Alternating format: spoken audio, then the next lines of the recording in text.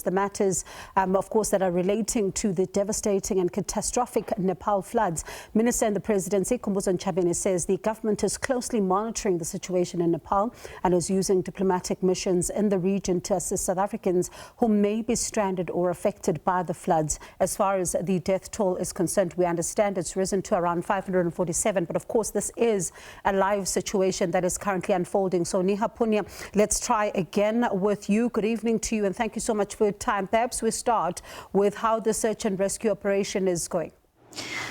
I can't hear you too clearly, but let me just talk you through what's the latest on the ground. Nightfall has fallen and we have seen how on Friday, search and rescue operations have continued, and we saw thousands of rescue personnel scour the hillside in the hopes of finding more survivors. Rescue teams have said this is a very critical period. 48 hours to 72 hours is the time period after a natural disaster hits when is the time frame within which you hope to find the maximum number of survivors, which is why it's a race against time, rescue teams say, to pull as many people to safety as possible.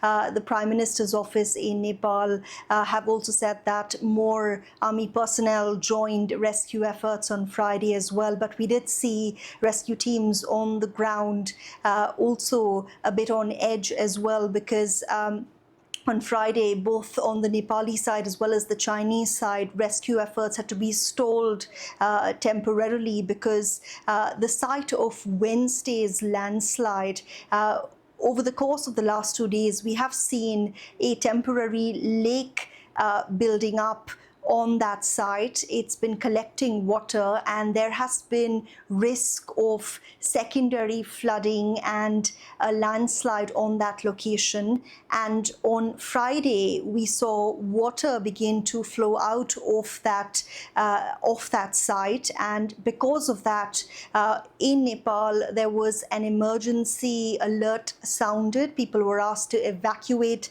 from close to that location. People were asked to move immediately, move to higher locations.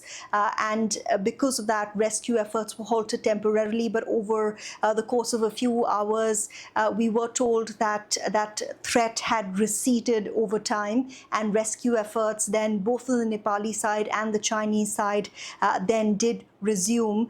We did see Nepal confirmed that hundreds of foreigners were rescued on Friday as well, but hundreds of people are still missing. This is a catastrophe of unimaginable proportions. When you look at the images that are coming out of the worst hit areas, entire towns, villages have been completely wiped out.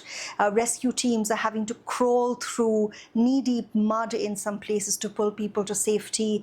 In major towns, cities, people are being brought for medical treatment. It's a desperate hunt for families who are still on the lookout for their loved ones, many of whom have been missing, unaccounted for several days.